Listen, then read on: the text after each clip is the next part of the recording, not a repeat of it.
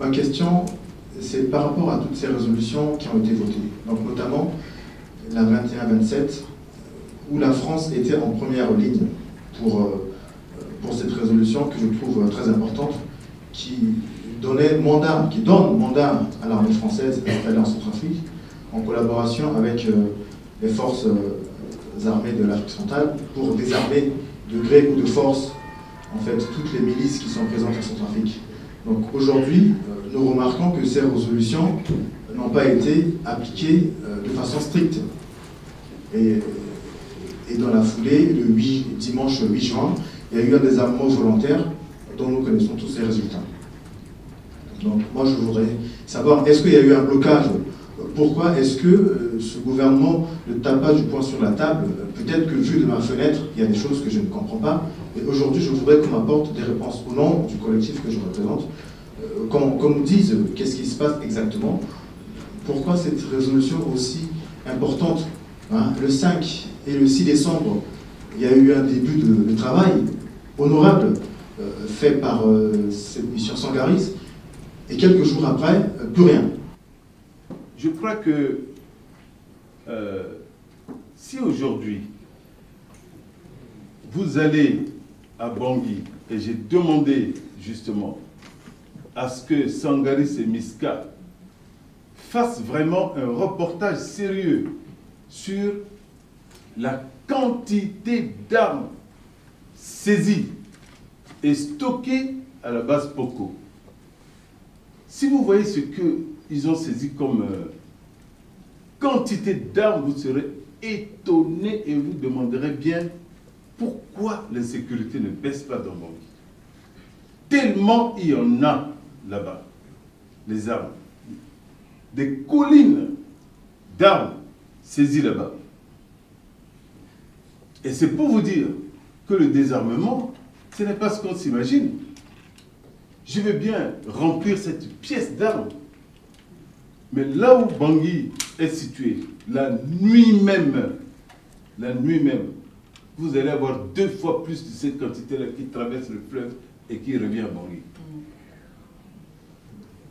On nous demande de faire des armements forcés. Est-ce que quelqu'un a une idée de ce que c'est qu'un désarmement forcé? Aujourd'hui, j'ai parlé longuement à l'ambassadeur du Rwanda sur leur expérience. Désarmement forcé veut dire qu'on envoie Miska, Sangaris, gendarmes, policiers, cernés, quartier Bakondia par exemple. À 4 h du matin, on donne des coups de pied dans les portes et on fouille chaque maison, les dessous de lit, etc. Ça, c'est une forme. Moi, je vous dis, si on doit faire ça, ce n'est pas dans les maisons qu'on trouve les armes. Il faudrait également le faire dans toutes les collines qui bandent Bangui, dans tous les puits de Bangui, dans tous les fosses septiques de Bangui, dans les cimetières de Bangui, dans tout ce qui est inimaginable comme plafond, comme je ne sais pas quoi. Qui ici est capable de faire ça? Dans quel pays au monde, à votre avis, on a déjà fait ça? Et si on fait ça, le lendemain, on casse toutes les portes de Bakondia, on rentre dans les maisons, on les met en l'air, machin, il y aura 10 000 morts dans Bangui. Qui est prêt à payer le prix de 10 000 morts à Bangui? Moi, Premier ministre de la République centrafricaine, je ne suis pas prêt pour ça.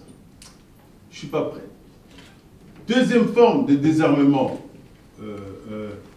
forcé, et c'est là où on peut nous faire des reproches, et je serai d'accord, c'est d'empêcher toute personne qui se trouve dans la rue, qui en dehors de sa maison, avec une arme, de continuer à se promener avec ou de l'utiliser. Et bien pour ça, vous avez besoin de beaucoup de militaires. Nous n'avons que 2000 Sangaris pour l'ensemble du territoire, 6000 Miska, à peine 1000 et quelques gendarmes et policiers dont 90% ne sont pas armés, et nous avons aujourd'hui des FACA, à peu près 8000 FACA, qui ne sont pas armés, donc, qui officiellement ne sont pas armés. Il faut qu'on se mette d'accord là-dessus. Je dis officiellement, ils ne sont pas armés. Nous n'avons pas aujourd'hui les moyens de couvrir l'ensemble du territoire pour cela. Et pour cela, le gouvernement est en train de faire un travail. Le désarmement qui a eu lieu jusqu'à maintenant a été justement ce type de désarmement. Quelqu'un a dit tout à l'heure qu'au début, quand Sangaré s'est arrivé, c'est ce qu'ils ont fait ci et ça, ils ont ramassé beaucoup d'armes. C'est vrai. Pour des raisons de tactique, on s'est retrouvé et on se retrouve de temps en temps dans des situations où simplement on ne peut pas toujours désarmer comme on le dit ici, où on trouve en pleine ville de Bambari, par exemple, un camion rempli de Séléka armés jusqu'aux dents, et puis on veut le désarmer, là, sur place. Deux fois, il faut choisir. Ou bien on crée une situation où il y aura des tirs de tous côtés. Eh bien, il y aura des morts, avec les conséquences, évidemment, pour la réputation du gouvernement et aussi pour la population, les risques de soulèvement et de débordement. Hein. Ou bien, quand on laisse ces gens, on les raccompagne, on leur dit de quitter les lieux. Armés. Nous avons l'autre situation où on nous reproche de ne pas désarmer les Séléka qui sont cantonnés. Je voudrais aussi dire que ça n'a pas été une situation facile quand le gouvernement a été nommé. Tout était occupé par les Séléka. Les camps militaires, les commissariats, l'administration, les douanes, tout était occupé par les Séléka. Vous vous imaginez, et puis l'armée nationale à l'arrivée de Séléka, la gendarmerie, la police, les douanes, c'est volatilisé. Moi, quand j'ai été nommé, il n'y en avait aucun. Pas de policier, pas de gendarme, pas de militaire. Il faut que ce soit clair entre nous. C'est-à-dire un État. On arrive et on n'a personne. On n'a que des Séléka d'un côté, Sangaré et Miska de l'autre. Mais pas de force de défense nationale. Et nous avons dû mener des négociations extrêmement difficiles, et réussir en quelques jours ce que nous avons obtenu aujourd'hui. C'est-à-dire que le retrait des Séléka, sans condition, la seule condition étant qu'ils ne vont pas être désarmés au moment où ils allaient se retirer des camps, et où ils sont aujourd'hui, là où ils sont, RDOT, Cambéal. Il n'était pas possible, parce qu'on n'en avait pas les moyens de tout de suite se mettre à désarmer tout le monde, à déclencher des conflits à travers la ville, etc. Ce n'était pas possible. Ce sont des choses qui se font étape par étape. Nous sommes obligés de mener des négociations qui malheureusement durent. Et malheureusement, la population qui a trop souffert est impatiente. Elle a raison. Parce que ça a trop duré. Elle est impatiente que les choses reviennent vite. Mais nous avons un problème, c'est que on ne peut pas suivre ce rythme, ça ne peut pas aller aussi rapidement que certains se l'imaginent, même pas comme nous, on l'aurait voulu. Chaque chose que nous obtenons est le fruit de négociations, de dures tractations. On a réussi à les ramener là où ils sont actuellement, et la suite du processus continue. Nous avons ouvert le débat, nous sommes sur le point aujourd'hui de lancer le programme DDR. Bon, donc ça c'est pour les Séléka qui sont à Bangui. Ils sont aujourd'hui cantonnés avec les armes légères qu'ils détenaient. Les armes lourdes ont été confisquées. Et à partir de maintenant, avec le lancement du processus DDR, qui vont les faire ressortir des camps et de Bangui pour les ramener dans les régions et dans leurs villes et villages, Là, le véritable processus de désarmement va être lancé dans le cadre du DDR. Maintenant, le désarmement, moi je vous dis, est la question sécuritaire. Nous ne sommes pas face à un conflit classique où vous avez des libérateurs, par exemple, qui quittent une région et descendent sur Bangui. Il y a un front, on dit oui, ils sont à Bouka, ils sont à Damara, ils sont à tel endroit, ils sont à la Bango, etc. Si c'est un front comme ça, au moins on connaît les dirigeants et on sait comment riposter et comment les attaquer. Mais nous avons affaire aujourd'hui à une guerre intercommunautaire. On ne sait pas. Vous marchez dans la rue, quelqu'un vous saute dessus et vous étrangle parce que vous êtes en cravate, parce que vous êtes en boubou, parce que votre tête ne lui plaît pas. On ne sait pas pourquoi on vous attaque. Et là, c'est qui? Où est la ligne de front? Qui est l'ennemi? Qui ne l'est pas? On ne sait pas. On ne sait pas exactement. Et là, ce n'est plus véritablement une affaire de gouvernement à gérer la sécurité. Le gouvernement peut mettre un certain nombre de moyens. Nous sommes limités, ça je vous l'avoue. Hein, je vous l'avoue. Nous sommes limités. Mais la population doit s'impliquer, mon Dieu. À l'époque, quand j'étais jeune, quelqu'un volait quelque chose dans un quartier, tout le monde sort, et voilà, voilà. Tout le quartier se lève, on scène le quartier, on l'attrape. Hein? Deux fois, les gens allaient jusque loin, lui faire avaler du ciment et de l'eau, et puis bon, ben, on le laissait partir. Ou bien on le prend, le remet à la police. Mais vous avez vu ce qui se passe aujourd'hui? Eh bien non. On vient, on peut attraper quelqu'un, le découper devant vous, toute la population reste là comme ça, regarde. On coupe la tête de quelqu'un, on joue au ballon avec la population, regarde. Votre enfant rentre à la maison avec les mains souillées de sang, il ramène 10 portables dans la main, 10 000 francs dans la main, vous ne lui posez pas la question de savoir où est-ce que tu as trouvé ça.